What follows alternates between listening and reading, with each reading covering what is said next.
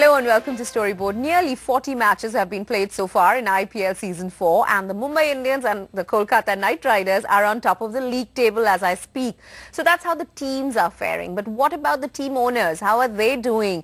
Nikita Rana reports that the 80-odd sponsors on board are bringing in cheer. But ticket sales and merchandising continue to be worrying. And the fact that key players have been shuffled around hasn't helped either in building brands or creating loyalty.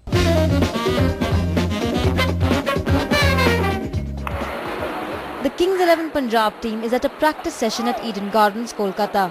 These players are looking to improve their ranking on the league table.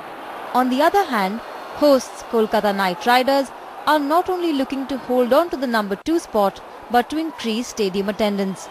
Currently, ticket sales are the third biggest source of revenue for the teams. But from the right pricing to the culture of free tickets, team owners are far from optimizing it. How filled up a stadium gets changes from city to city and is also based on the popularity of the teams playing. So far, Kolkata has been lagging behind the other metros. But with the Knight Riders turning in winning performances, the owners hope that Calcuttans, even those miffed with Sourav Ganguly's absence, will start showing up. They also point to the fact that Eden Gardens is a bigger stadium to fill. Sports merchandise is the other important source of team income, but it's really far from taking off. In the 4th season of the IPL, team jerseys are still on top of the merchandise list. But with most Indian fans divided between their favourite squad and their favourite players, it's tough sell. For example, a Chennai Super Kings supporter may be a Viru fan and so will hesitate to shell out between Rs 1500 to Rs 2000 for a t-shirt. eBay says in online sales of merchandise, Mumbai Indians tops the list, accounting for 32% of IPL sales so far, followed by Chennai Super Kings, Pune Warriors, Kolkata Knight Riders and Kochi Tuskers.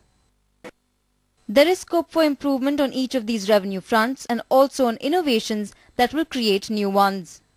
But all these future plans will hinge on how strong the team brands grow to be, and that's what's proving to be a big challenge. The fact that all players have been shuffled around has made the task of brand building even harder.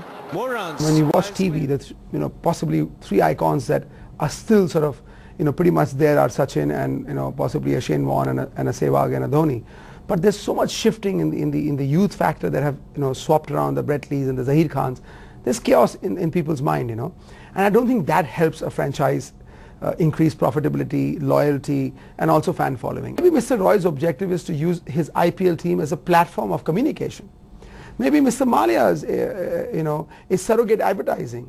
Maybe for Mr. Ambani it's just passion because finally he gets to be sort of an athlete, stand in a balcony and wave like let's win, and he's suddenly got a young vibrant image. Neeta Ambani from nowhere, she's out there with a lot of energy and flamboyancy. She's on cover of magazines, for God's sake. Fantastic. I think each one has got a different objective, but if you ask me a harsh question, then where is the business plan and where is the projected revenue? I think it's 10 years away from here. But with the new and local companies making a beeline to sponsor the teams, that's one steady revenue stream that will keep the teams going till the others fall in place. In Mumbai, Nikita Rana. And with that, it's a wrap on Storyboard.